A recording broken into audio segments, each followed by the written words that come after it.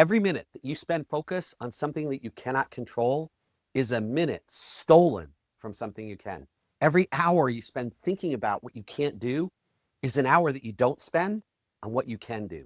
And every day that you spend obsessing over what you've lost is a day you've missed appreciating and using what's right in front of you. Energy always follows focus. And right now, so many leaders have their spotlight pointed at the wrong thing. Yesterday, I told you I'd show you 3 decisions that absolutely determine where all of your energy goes. And here they are. And they will change how you lead this week, this month, and this quarter, and maybe for the rest of your life. 7 minutes, 1 truth, 1 execution move. If you're a leader who's tired of repeating yourself over and over again, tired of agreement without execution, and just burned out carrying the emotional weight of everybody else's performance, you're in the right place. I'm Chris Hunsicker, and this is the Dealership War Room. This isn't motivation. This isn't theory. This is a daily leadership briefing for people who actually have to produce results in the arena, at work and at home. You're in the war room now, so let's get after it. Here's one thing that I've learned in 30 years of coaching. The leaders who thrive don't have fewer problems than the leaders who burn out. They focus differently, and that focus comes down to 3 distinctions, 3 questions that determine whether your energy spirals up or it spirals down. Let's take them one at a time. Distinction number 1, what you can control versus what you can't. Now, it sounds obvious. It's not. Because here's what happens out in the real world, in real dealerships. Your manufacturer changes the incentive structure, pulls some money away mid-month. You can't control that. But how much energy did you burn on talking about it this week? How many conversations in your office were this week about something nobody in the building could change? The economy shifts, the interest rates moves, the war that's going on, a competitor opens up down the street. You can't control any of it, but you can control your response, your attitude, your next decision, your next conversation. Every minute spent on what you can't control is a minute thrown into a black hole. It disappears and you never get it back. Here's the question that breaks the cycle. Is this something I can control? If yes, act. If no, release it and redirect the energy to something that actually moves the needle. Stop. What moves the needle? Distinction number 2, what you can't do versus what you can. And I'll tell you how this one changed my life.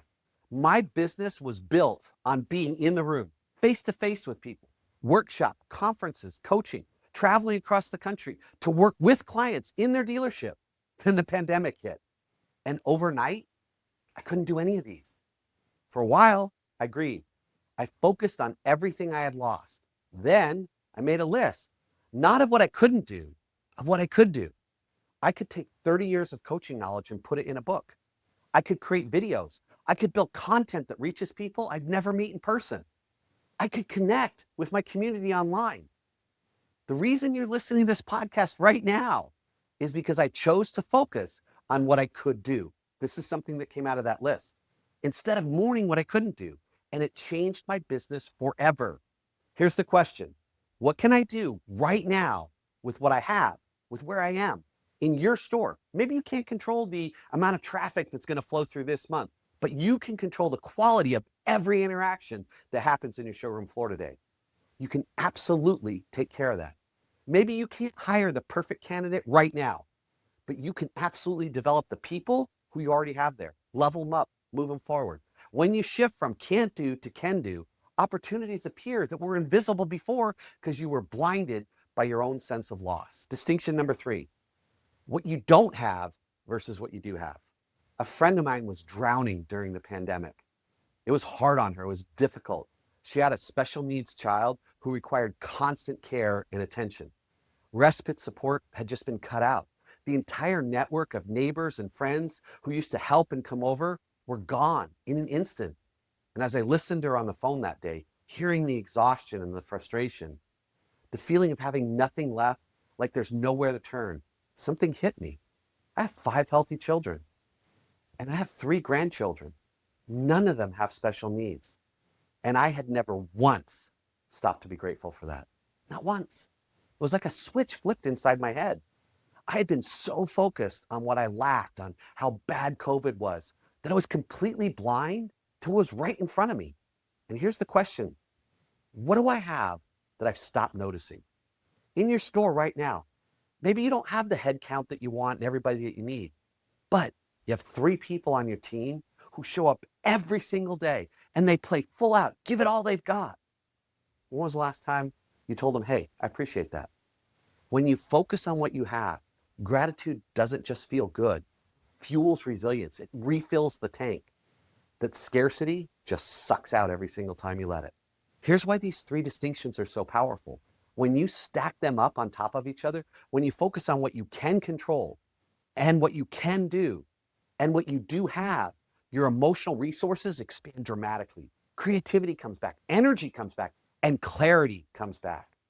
But the downward spiral is equally real and it's equally powerful. When you invest your energy stacking in what you can't control and then what you can't do, and then all you're talking about is what you don't have, you lose everything. Hope drains, passion drains, and the talent, the ability, and the resources you once had, they slip away too. Alexander Graham Bell said it this way: the sun rays do not burn until brought together in a focus. Same energy, scattered, it warms. Focused, it ignites. Here's today's execution move. I call this the 3-question filter. Before you leave work today, take 5 minutes. Write down 3 things you've been focused on that you cannot control. Then cross them out. Write down 3 things you can do this week, right now, with what you have, with who you are, and circle them. And write down 3 things that you've stopped noticing, that you're going to start noticing today. And just sit with those for a moment. 3 lists, 5 minutes.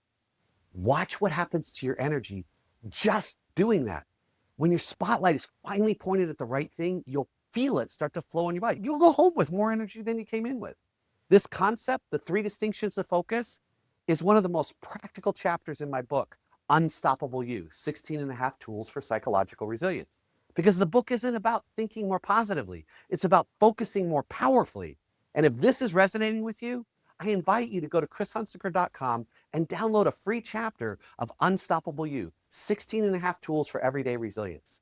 And if you're leading a team that's drowning in negativity, not because things are bad, but because their spotlight is pointed at what they can't control, send them this episode. It might be the redirect that they've been waiting for, and it might pull them out of the abyss. Because elite leaders, they do not have fewer problems. They have better focus. What can I control? What can I do?